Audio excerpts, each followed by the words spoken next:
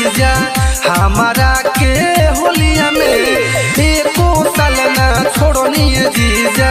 हमारा के होलिया में सोना लगवाई बजाई सोया संगे डोलिया में एको साल ना छोड़नी जीजा हमारा के होलिया में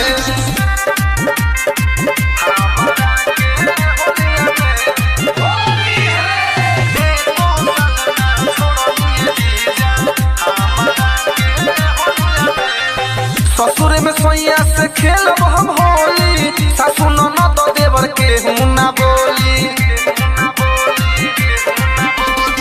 ससुर में सोया से खेलब हम होली सासु ननद देवर के हुना बोली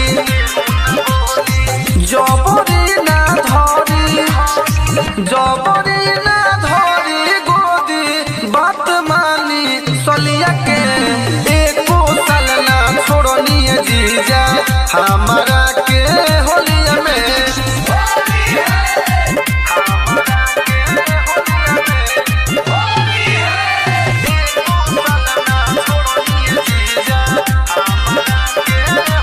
अमन बेदर्दी पिया दीनानाथ बिहारी जन है तो शादी बात दी है हमें गाड़ी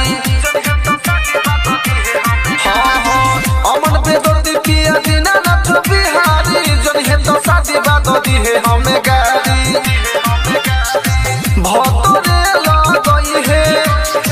भतरे लगई है अब